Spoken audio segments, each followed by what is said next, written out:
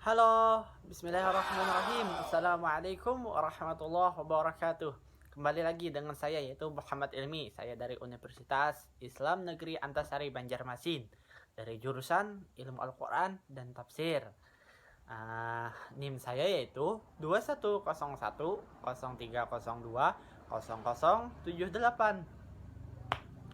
Pada video kali ini saya akan membuat sebuah video yang bertemakan yaitu kalimat efektif. Dalam pembuatan video saya ini saya bertujuan dengan membuat video adalah untuk menyelesaikan tugas atau ujian akhir semester dari mata kuliah Bahasa Indonesia. Baik, kita langsung saja kepada pembahasan. Sebelumnya, saya bertanya, apa sih kalimat efektif itu? Ya, betul sekali. Amazing! Kalimat efektif adalah kalimat yang disusun dengan padat, jelas, dan lengkap, sehingga mudah untuk dipahami. Syarat kalimat efektif ada 4. Yang pertama yaitu sesuai dengan PWB. Sebuah kalimat efektif haruslah menggunakan ejaan maupun tanda baca yang tepat agar lawan bicara kita mudah memahami apa yang kita sampaikan. Yang kedua yaitu sistematis.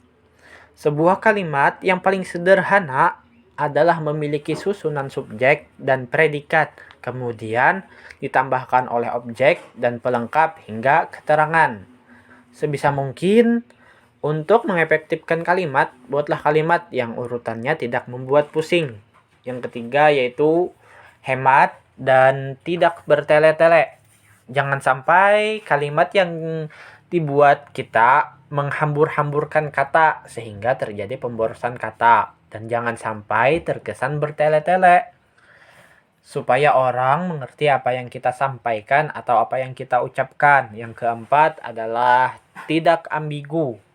Di dalam Kamus Besar Bahasa Indonesia atau KBBI, saya menemukannya di Google atau di KBBI Digital, ambigu yaitu bermakna lebih dari satu.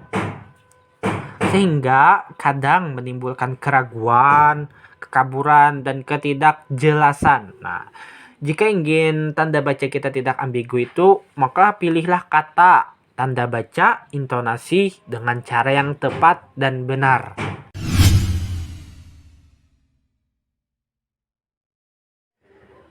Setelah mempelajari syarat dari kalimat efektif, kita lanjut belajar kepada ciri-ciri kalimat efektif.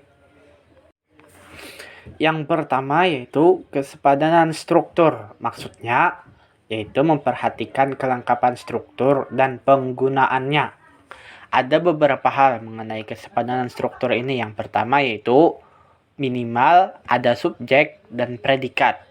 Contohnya, Fitri membaca buku, Arhan menggiring bola. Selanjutnya yaitu jangan ada preposisi di depan subjek. Contohnya, kepada seluruh mahasiswa diminta berhadir ke ruang aula umum. Ini tidak efektif. Yang efektif adalah seluruh mahasiswa diminta berhadir ke ruang aula umum. Selanjutnya adalah hati-hati menggunakan konjungsi di depan predikat. Contohnya adalah saya yang pergi ke kantin. Kalimat ini tidak efektif karena menggunakan yang. Yang efektif adalah saya pergi ke kantin.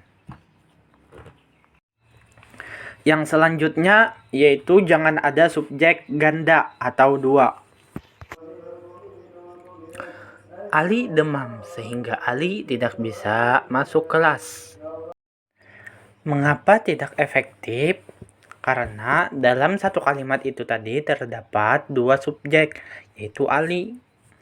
Seharusnya alinya tidak dimasukkan jadi dua subjek. Maka yang benar adalah seperti ini. Ali demam sehingga tidak bisa masuk kelas.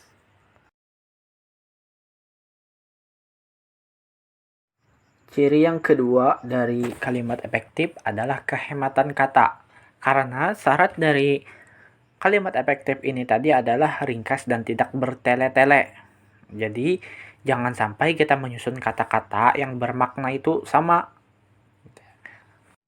Biasanya, penyebab dari kata tidak hemat ini adalah jamak dan juga sinonim.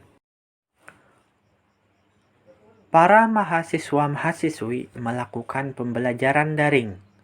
Nah, ini adalah sebuah contoh kalimat yang tidak efektif.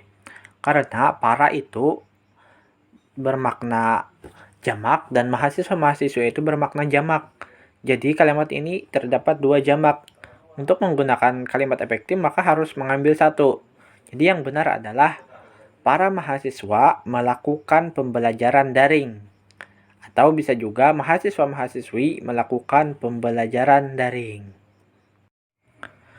Awal masuk ke dalam rumah makan. Kalimat ini adalah contoh kalimat yang tidak efektif karena terdapat kata sinonim. Kata masuk dalam Kamus Besar Bahasa Indonesia yang berarti adalah pergi ke dalam. Jadi, kalimat yang efektif adalah awal masuk rumah makan. Ciri yang ketiga adalah kesejajaran bentuk. Kesejajaran bentuk ini berkaitan dengan imbuhan, paralel, dan konsisten dalam kalimatnya. Contohnya itu, hal yang harus diperhatikan soal sampah adalah membuang, memilah, dan mengolahnya.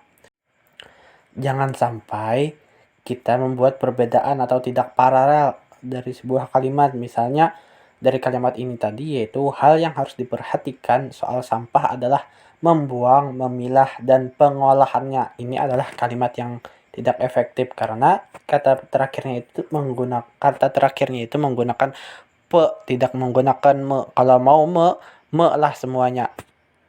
Ciri yang keempat adalah ketegasan makna. Ketegasannya kita letakkan ini di awal kalimat untuk memberikan kesan penegasan. Contohnya adalah, susunlah pakaianmu di lemari agar rapi. Nah, ini adalah kalimat yang efektif karena terdapat penegasannya di awal kalimat. Ciri yang kelima yaitu adalah kelogisan kalimat. Tujuannya agar menghindari kesan ambigu dari kalimat yang kita buat. Contohnya adalah, Bapak Kepala Sekolah dipersilahkan menyampaikan pidatonya sekarang. Nah, ini adalah contoh yang kalimat efektif. Poin dari pembahasan kali ini yaitu adalah pengertian yang pertama, yang kedua adalah syarat kalimat efektif, dan yang ketiga adalah ciri-ciri kalimat efektif. Pengertian dari kalimat efektif tadi adalah kalimat yang disusun padat, jelas, dan lengkap agar mudah dipahami. Kemudian syarat dari kalimat efektif yang pertama yaitu sesuai dengan PWB, yang kedua adalah sistematis, yang ketiga hemat dan tidak bertele-tele, dan yang keempat adalah tidak ambigu. Kemudian ciri-ciri dari kalimat efektif yang pertama yaitu kesepadanan struktur, yang kedua adalah kehematan kata, yang ketiga yaitu kesejajaran bentuk, yang keempat ketegasan makna, dan yang kelima yaitu kelogisan kalimat. Demikianlah pembahasan saya tentang kalimat efektif. Mohon maaf apabila terdapat kesalahan. Terima kasih telah melihat. Semoga bermanfaat. Saya Haris. Wassalamualaikum warahmatullahi wabarakatuh.